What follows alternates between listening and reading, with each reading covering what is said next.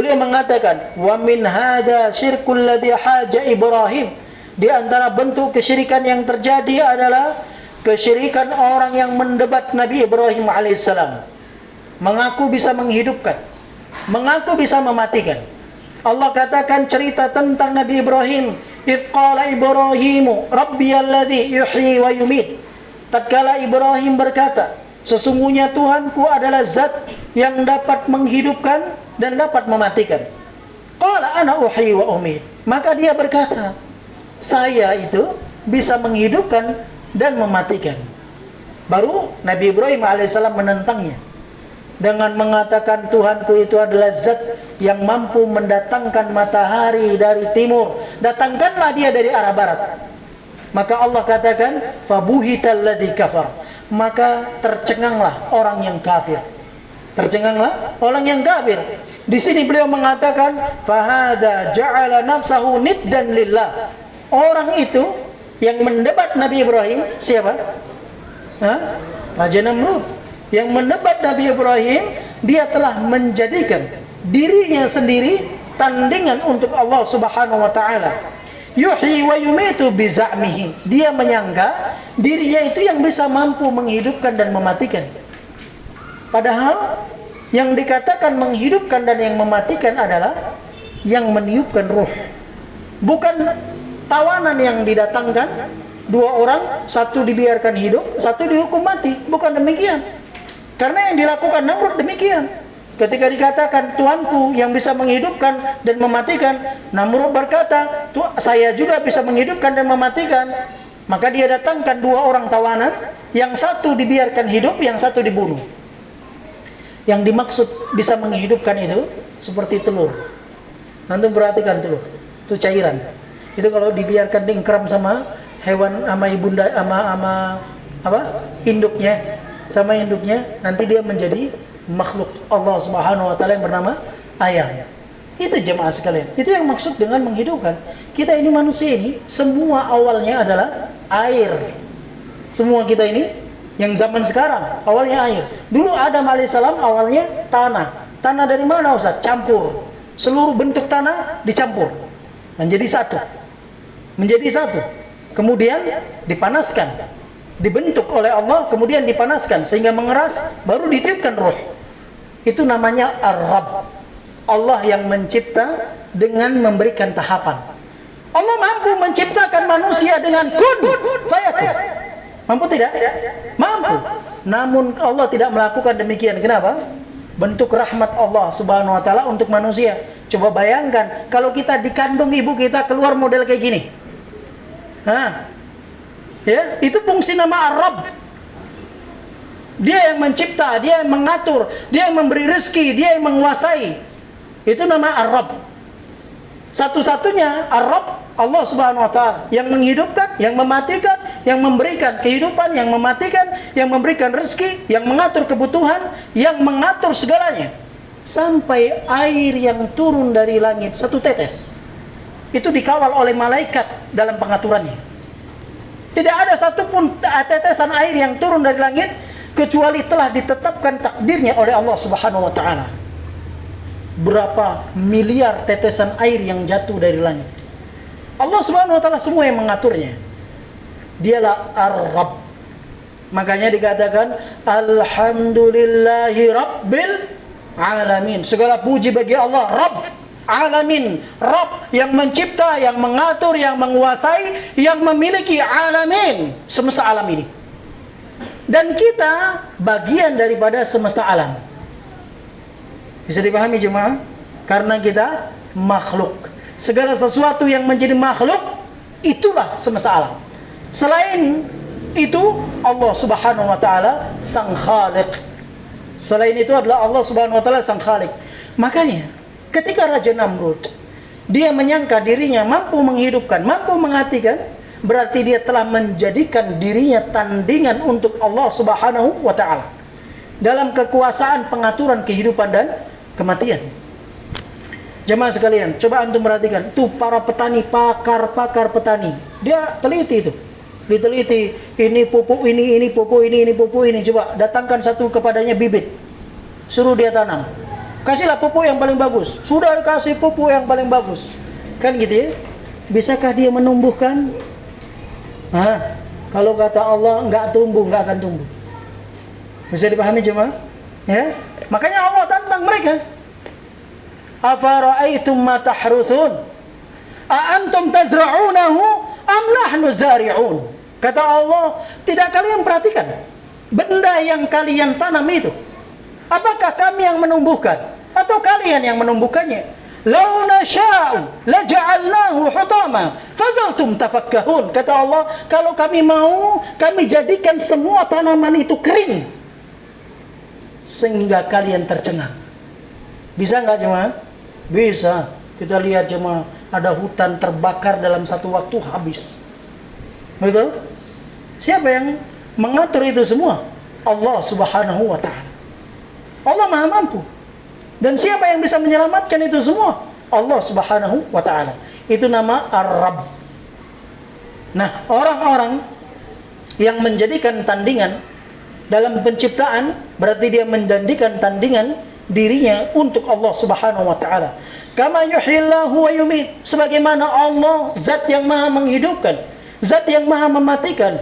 Fa'alzamahu Ibrahimu anna tarda qawlihi. Maka lantas Nabi Ibrahim alaihissalam menentangnya dengan mendatangkan dalil untuk ucapannya, sampai dia tidak sanggup untuk mendatangkan bisyamsi min ghairil jihad, mendatangkan matahari bukan pada tempat terbitnya, allati ya'ti biha Allah minha, yang Allah mendatangkan matahari tersebut dari tempat yang sebaliknya. Allah mampu mendatangkan matahari dari mana saja, dari timur, dari barat. Allah Subhanahu wa ta'ala mampu. Tapi ingat, Allah Subhanahu wa ta'ala telah menjadikan bahwasanya matahari itu akan terbit dari arah barat nanti di akhir zaman. Ini janji Allah Subhanahu wa ta'ala melalui lisan nabinya. Kemudian beliau mengatakan, "Walaysa hadza intiqalan kama za'ama ba'du ahli al-jadal." Ucapan Nabi Ibrahim ketika beliau berdebat dengan Namrud, mengatakan, Tuhanku yang bisa menghidupkan dan mematikan. Lantas Namrud berkata, saya juga bisa menghidupkan dan mematikan. Lantas Ibrahim berkata, Tuhanku yang bisa mendatangkan matahari dari arah timur, datangkan dia dari arah barat. Bukanlah ini ungkapan pengalihan dari perdebatan seperti apa yang diucapkan oleh ahli debat. Namun yang demikian adalah tardid dalil in kana haqqa. Ini adalah tantangan untuk bisa mendatangkan dalil apabila Namrud betul-betul Tuhan. Karena Tuhan jemaah tidak pernah lemah. Bisa dipahami? Tuhan itu nggak pernah lemah. Kalau dia lemah berarti dia makhluk. Allah Subhanahu wa ta'ala menceritakan tentang dirinya. La ta'khudhuhu sinatun wala naum. Allah Subhanahu wa ta'ala tidak disentuh dengan rasa kantuk, tidak pula dengan rasa tidur. Allah mengatakan, wa ma massahu min lughub. Allah menciptakan langit dan bumi beserta segala isinya, tidak tersentuh rasa letih. Itu Allah Subhanahu wa ta'ala. Kemudian, wa min hadza syirkun katsir mimman yusyriku bil kawakibil ulya. Uluwiyah. Di antaranya adalah kesyirikan yang terjadi di antara mayoritas ulama, mayoritas manusia. Kesyirikan yang terjadi di antara kebanyakan manusia, yaitu menjadikan bintang-bintang sebagai zat yang bisa mengatur. Ada sebagian manusia mengatur nasibnya dengan bintang. Kalau bintang fulani, maka dia hidupnya sengsara. Kalau bintang fulani, maka dia tidak bisa berpasangan dengan fulani. Itu namanya apa? Bahasa kita sekarang apa? Zodiak. Ya, hati-hati jemaah. Ini bentuk daripada kesyirikan. Ya, menggantungkan nasib dengan bintang-bintang tersebut, seakan bintang-bintang tersebutlah yang mengatur baik dan buruknya kehidupan manusia.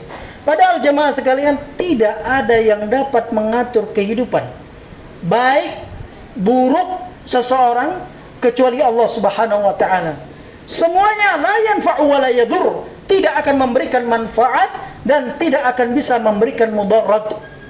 Lihat bagaimana nasihat Rasul sallallahu alaihi wasallam kepada sahabat Nabi kita yang mulia sallallahu alaihi wasallam bahwa sesungguhnya innal qauma law ijtama'u ala an yanfa'uka bi syai'in lam yanfa'uka bi syai'in illa ma kataballahu lak. Sesungguhnya kalau ada sekelompok kaum mereka ingin memberikan manfaat untukmu dengan suatu apapun yang kecil, dia tidak akan mampu memberikan manfaat untukmu dengan suatu kecil tersebut jika Allah tidak memberikan kesempatan untuk itu. Sebaliknya, sekelompok kaum kalau mereka semuanya ingin berusaha mencelakakanmu, maka niscaya mereka semua tidak akan mampu mencelakakanmu jika Allah Subhanahu wa taala menetapkan akan kebaikan pada dirimu. Kemudian Nabi SAW mengatakan rufi'atil aqlam wa jaffatis suhuf. Catatan pena takdir telah diangkat, tinta telah kering. Jemaah, sudah ditetapkan semua oleh Allah Subhanahu wa taala. Kita pembahasan takdir sudah berlalu. Takdir ada berapa? Takdir ada berapa? Ada 4 apa aja? Takdir azali. Takdir azali. Sebelum segala sesuatu dicipta, Allah Subhanahu wa taala telah menetapkan takdir 50.000 tahun sebelum segala sesuatu dicipta. Yang kedua, takdir satu kali seumur hidup, disebut dengan takdir umri. Kemudian yang ketiga, takdir sanawi, takdir yang setiap tahun pada malam apa? Lailatul Qadar. Kemudian yang keempat, takdir apa? Yaumi. Setiap hari ditetapkan takdirnya, jemaah. Ya, temperatur udara harus sekian, tetesan air harus sekian, suhu harus sekian, itu ditetapkan oleh Allah Subhanahu wa taala, diwakilkan kepada malaikat-malaikat, dan Allah Maha mampu mengaturnya. Dalam hal takdir kepada Allah Subhanahu wa taala, mengimani rukun takdir ada berapa? Iman terhadap rukun takdir ada berapa? Jemaah, jangan berlalu. Ada 4, apa saja? Apa saja? Bang Kadafi? Lupa. Diingatkan sama Pak Haryono. Silakan Pak. Kalau enggak dibantu Abu Salman. Silakan Pak Salman. Antum ya? Iya, yang antum ya, antum. Dibantu. Ustaz Adami bisa bantu. Tafadhol. Adami bantu. Rukun takdir.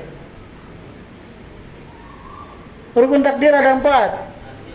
Al-ilm, kemudian kedua Al-kitabah, kemudian yang ketiga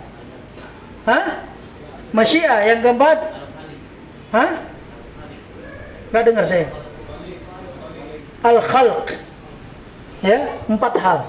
Pertama ilmu, kemudian dicatat di Lauhil Mahfuz, ketiga kehendak Allah Subhanahu wa taala, keempat adalah ciptaan Allah. Orang yang beriman kepada takdir harus beriman dengan 4 hal ini. Jika dia tidak beriman kepada 4 ini, tidak sempurna keimanannya kepada takdir. Karena ini bagian daripada rukun iman kepada takdir. Kemudian jemaah sekalian, beliau mengatakan,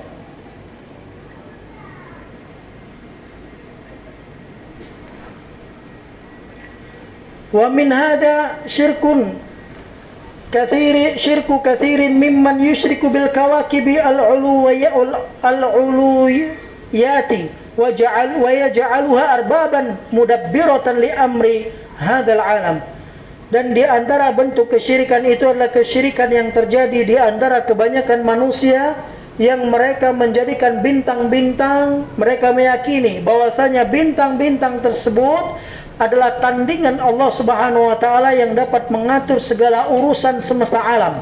Kama huwa madhabu musyriki Sabi'ah wa ghairihim, sebagaimana yang menjadi anutan, paham, keyakinan orang-orang musyrik Sabi'ah dan selain daripada mereka. Wa min hadza syirku ubadis syamsi wa ubadin nar wa ghairihim. Termasuk di antaranya adalah kesyirikan orang-orang yang menyembah kepada matahari dan menyembah kepada api dan selain daripada mereka. Wa min haula, dan di antara mereka man yaz'umu anna ma'budahu huwal ilahu 'alal haqiqah. Di antara mereka ada orang yang menyangka bahwasanya sesembahannya adalah Tuhan yang sebenarnya. Wa minhum man yaz'umu annahu akbarul alihah, dan di antara mereka adalah orang yang meyakini bahwasanya Tuhannya adalah Tuhan yang paling besar. Wa minhum man yaz'umu annahu ilahun min jumlatil alihah. Di antara mereka ada yang meyakini bahwa Tuhannya adalah satu dari Tuhan-Tuhan yang banyak. Wa annahu idza khassahu bi ibadatihi wa tabattul ilaihi wal inqita'i ilaihi aqbala 'alayhi wa atana bihi.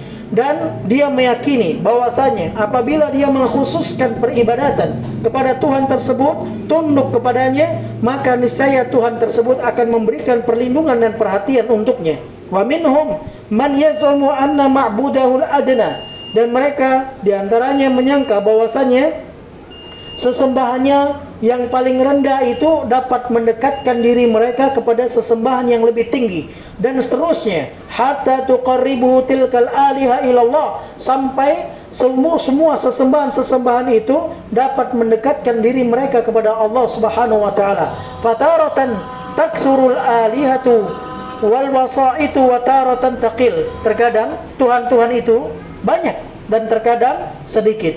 Itu semua jemaah kesyirikan yang terjadi di antara sebagian umat dan di antara kelompok Nasrani yang mereka menjadikan tandingan untuk Allah Subhanahu wa taala sebagai zat yang menciptakan, yang mengatur, yang menguasai, yang memiliki, yang memberikan rezeki, yang menghidupkan dan yang mematikan.